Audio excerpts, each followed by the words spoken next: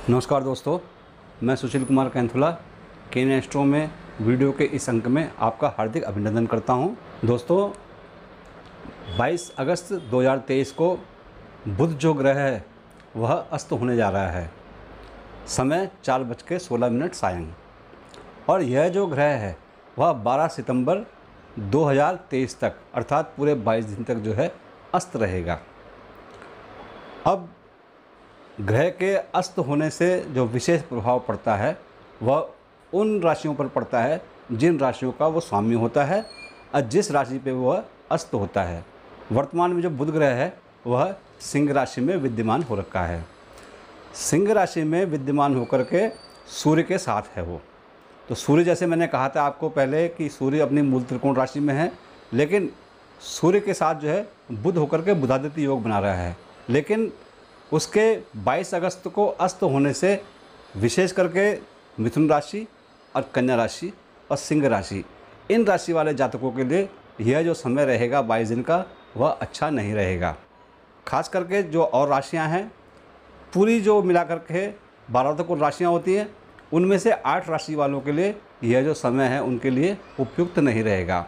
अब किस राशि पर इसका क्या प्रभाव पड़ेगा, हम आज इसी विषय पर चर्चा करेंगे। लेकिन दोस्तों, उससे पहले यह कहना चाहूँगा, यह जो राशि परिवर्तन होते हैं वह चंद्र राशि के आधार पर होते हैं और सामान्य स्तर पे होते हैं।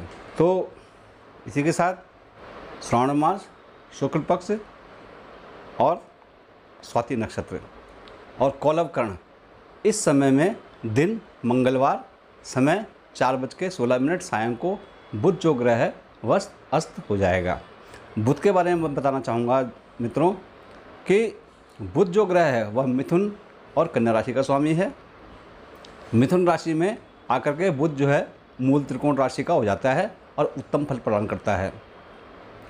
इसी के साथ कन्या राशि में वह उच्च का हो जाता है और कन्या राशि से 7वीं राशि अर्थात मीन राशि में परम नीच का हो जाता है।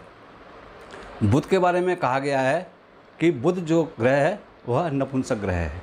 जैसे और ग्रह हैं, सूर्य जो है वह क्रूर ग्रह है, मंगल, शनि, राहु, केतु यह पापक ग्रहों की श्रेणी में आते हैं। बृहस्पति और शुक्र यह ब्राह्मण ग्रहों की श्रेणी में आते हैं। लेकिन बुध को नपुंसक ग्रह कहा गया है, वह इसलिए कि यदि बुध के अंदर कोई भी खराबी आ गई अर्थात वह अस्त हो गया या वक्री हो गया या पापक ग्रहों के बीच में युक्त है, तो वह जो अपना शुभ फल है वह जो है देने को बंद कर देता है और उसके अलावा जो है उसके अंदर जो है पापत्व की वृद्धि हो जाती है और जो उसके जो है बहुत ही दुष्परिणाम निकलते हैं। बुध जो ग्रह है वह त्वचा का स्वामी है। बुध का रंग हरा है। समस्त वनस्पति औषधियों का स्वामी जो है बुध ग्रह है। त्वचा पर इसका विशेष अधिकार है। तो जिनका जो बुध खराब होता है उनको त्वचा संबंधी रोग होते हैं। अब इनका विभिन्न राशियों पर क्या प्रभाव पड़ेगा, अब हम विस्तार से चर्चा करते हैं। तो आरंभ करते हैं मेष राशि से। आपका जो बुध है वह तृतीय भाव और छठे भाव, इन 2 भाव का स्वामी होकर के जो बुध है आपका वह पंचम भाव में विद्यमान हो रखा है। पंचम भाव त्रिकोण भाव और सूर्य तो मूल त्रिकोण राशि में है ही। तो मेष राशि वालों के लिए यह समय है, मैं इतना वर्ष कहूँगा कि अच्छा है रहेगा। क्यों? क्योंकि बुध जो है वह भले ही अस्त हो गया है लेकिन वह जो है त्रिकोण भाव में विद्यमान है, सूर्य के साथ में बुधादित्य योग बना रहा है। तो धन इत्यादि का आपको लाभ प्राप्त होगा, मानसिक शांति रहेगी, समाज में प्रतिष्ठा बढ़ेगी, बौद्धिक कार्यों में धन खर्च होगा, निरंतर धन का लाभ होता रहेगा। जो आपने कहीं रुपया वगैरह उधार दिया था वह भी आपको पुनः प्राप्त होगा। लेकिन छठे भाव का स्वामी जैसे मैंने आपको बताया, तो छठे भाव से यह जो ग्रह है वह 12वें भाव में विद्यमान है, यानी कि छठे भाव से 12वां बैठा हुआ है। तो अंतर्भय रहेगा। मातुल पक्ष को कुछ कष्ट हो सकता है। मातुल पक्ष अर्थात नाना, नानी, मामा इत्यादि, इनको तकलीफ इत्यादि हो सकती है। लेकिन जो आपके भ्रातृवर्ग हैं उनसे आपको विशेष सुख और सहयोग की प्राप्ति होगी। अब लेते हैं वृष राशि को। आपका जो बुध है वह विशेष करके द्वितीय भाव का और पंचम भाव का, इन 2 भाव का स्वामी होकर के चौथे भाव में विद्यमान है। चतुर्थ भाव में विद्यमान होने की वजह से जो बुध है वह विशेष करके चतुर्थ भाव से क्या होता है, माता का पक्ष देखा जाता है, मित्रों का पक्ष देखा जाता है और प्रॉपर्टी इत्यादि से संबंधित जो है चीज़ें देखी जाती हैं। तो कहने का अर्थ यह है कि इस भाव में अस्त होने की वजह से आपको जो है आपके माता का स्वास्थ्य ठीक नहीं रहेगा, मित्रों से कलेश इत्यादि हो सकता है। और यदि आप विवाहित हैं तो संतान पक्ष की तरफ से आपको चिंता रहेगी। विशेषकर पारिवारिक जीवन में दिक्कतें आएगी, क्योंकि आपका जो बुध है वह जो है द्वितीय भाव का स्वामी है। द्वितीय भाव को जो है परिवार भाव भी कहा गया है। वाणी में आपके कर्कशता का भाव रहेगा। व्यर्थ की आपकी भागम भाग रहेगी, परेशान रहेंगे आप। मित्रों से द्वेष तो मैंने बताया है। साथ ही साथ में यदि किसी प्रॉपर्टी में निवेश करने जा रहे हैं तो बिल्कुल ना कीजिए इन 22 दिनों में, क्योंकि आपको परेशानियों का सामना करना पड़ेगा। और साथ ही साथ में अगर आप नौकरी पेशा हैं तो नौकरी में भी आपको दिक्कतों का सामना करना पड़ेगा। अब लेते हैं मिथुन राशि को। तो जैसे कि मैंने आपको पहले बता चुका हूँ, मिथुन राशि का तो यह राशि का स्वामी ही है और जो है यह जो है तृतीय भाव में विद्यमान हो रखा है।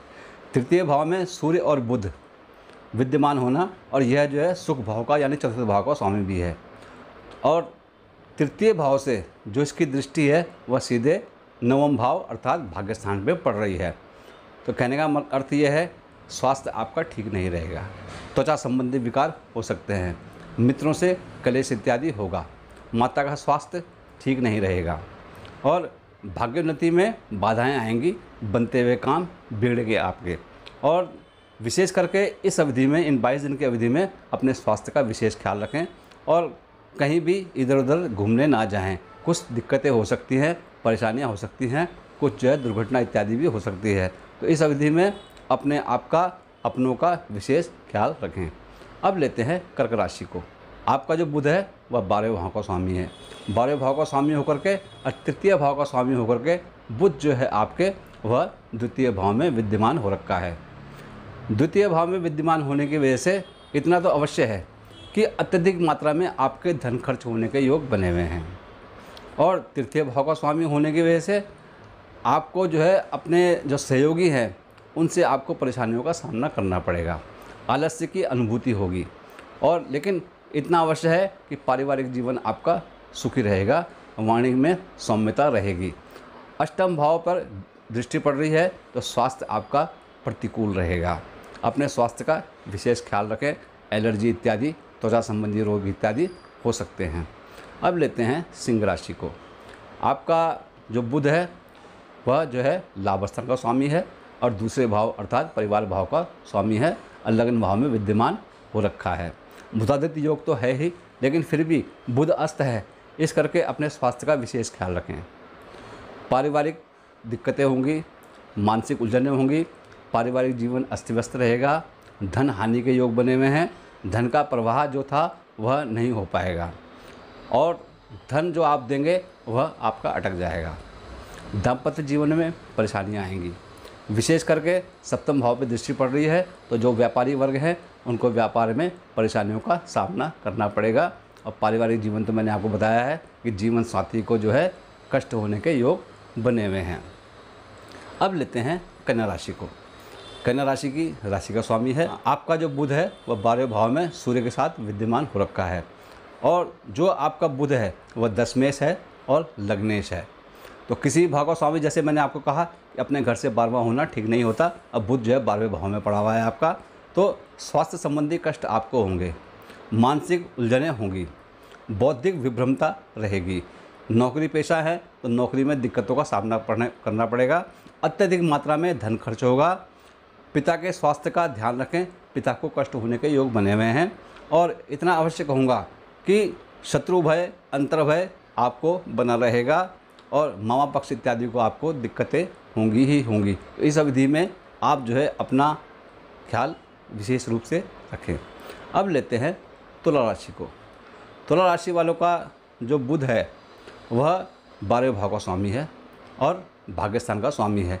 भाग्यस्थान का स्वामी होकर के जो बुध है आपका वह लाभ भाव में विद्यमान हो रखा है सूर्य के साथ में। तो जैसे कहा गया है कि सर्वे लाभा प्रशस्ता, लाभ स्थान में जो भी ग्रह होते हैं वह अच्छा फल प्रदान करते हैं। तो यह तो सत्य है कि निरंतर आपको धन का लाभ होगा, रुका हुआ धन आपको प्राप्त होगा।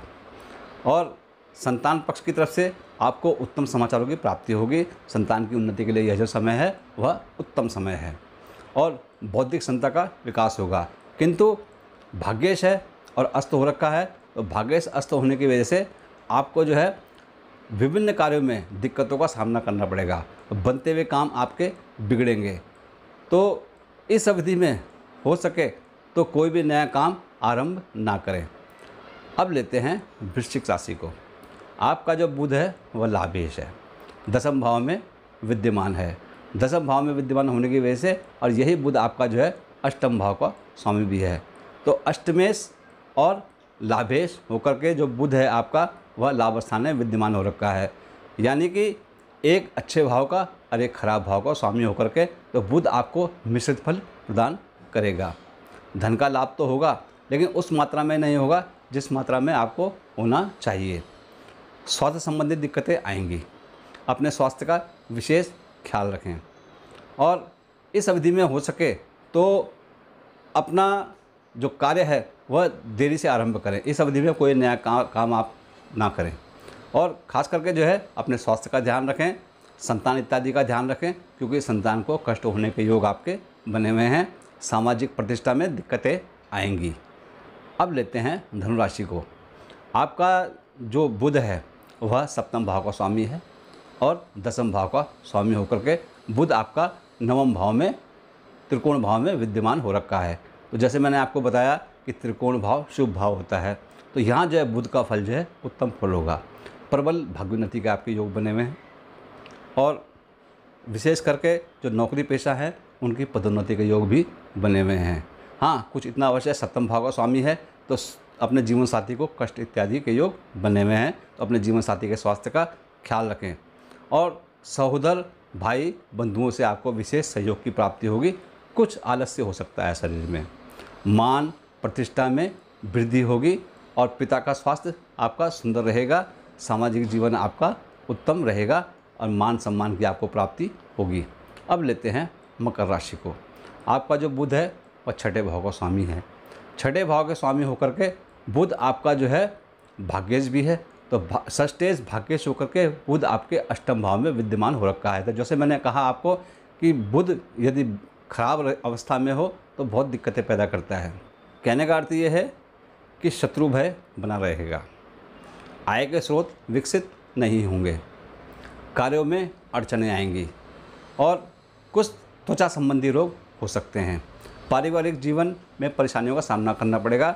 वाणी में कठोरता का भाव होगा और दिक्कतें, ये समय जो आपके 22 दिन का है वह दिक्कतों भरा रहेगा। इस अवधि में अपने स्वास्थ्य का विशेष ख्याल रखें और ये जो अवधि है आपके लिए वह थोड़ी कष्टकारक रहेगी। समय बीतने के साथ ही उसके बाद जो है आपका समय सही हो जाएगा। अब लेते हैं कुंभ राशि को। आपका जो बुध है वो अष्टमेश है। अष्टमेश और पंचमेश होकर के बुध आपका जो है वह सप्तम भाव में विद्यमान हो रखा है। भले ही केंद्रवर्ती है वो, लेकिन अस्त हो रखा है और आपका जो बुध है वो अष्टमेश है और अष्टम स्थान से 12वें भाव में पड़ा हुआ है। तो स्वास्थ्य संबंधित दिक्कतें आपको आएंगी ही और मानसिक उलझनें होंगी। कुछ प्रतिष्ठा में दिक्कतें आएंगी आपको, सामाजिक प्रतिष्ठा में खास करके जो है, और संतान पक्ष की तरफ से आपको परेशानी हो सकती है। अपनी संतान का विशेष ख्याल रखें और अपने स्वास्थ्य का भी विशेष ख्याल रखें और अपने जीवन साथी के स्वास्थ्य का भी विशेष ख्याल रखें।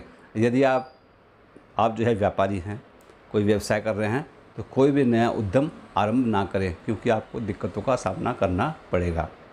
अब लेते हैं मीन राशि। मीन राशि वाले जातकों का जो बुध है वह विशेष करके जो है चतुर्थ भाव का और आपके सप्तम भाव का स्वामी है। इन भाव का स्वामी होकर के बुध आपका जो है छठे भाव में विद्यमान हो रखा है। तो छठे भाव में विद्यमान होने की वजह से बुध जो है आपको विभिन्न प्रकार की परेशानियां देगा, यानी कि अत्यधिक मात्रा में धन खर्च कराएगा। नेत्र पीड़ा हो सकती है। पारिवारिक जीवन में दिक्कतें आएंगी और आपके विशेष करके जो है शत्रुओं का उदय होगा। विशेष करके जो गुप्त शत्रु हैं वह आपको आघात पहुँचाने की कष्ट करेंगे। आपके लिए जो है एकत्रित हो जाएंगे वो आपको परेशान करने के लिए। और ख़ास करके जो है मित्रों से बैर भाव रहेगा। सुखों में कमी रहेगी, व्यर्थ की भागदौड़ बनी रहेगी और दाम्पत्य जीवन में दिक्कतें आएंगी, क्योंकि जीवन साथी का स्वास्थ्य जो है कष्टमय रहेगा। तो मैं इतना अवश्य कहूँगा, जिन जातकों का स्वास्थ्य ठीक नहीं रहेगा, बुध अनुकूल नहीं रहेगा, उनको बुध का उपाय करने की ज़रूरत है, दान इत्यादि करें। तो मित्रों, यह था मेष राशि से लेकर के मीन राशि तक सिंह राशि स्थित अस्त बुध का फल। आशा करता हूँ आपको यह वीडियो पसंद आया होगा। यदि आपको यह वीडियो पसंद आया है तो कृपया लाइक करें, सब्सक्राइब करें, शेयर करें। तब तक के लिए दीजिए अनुमति। आपका दिन शुभ हो। नमस्कार।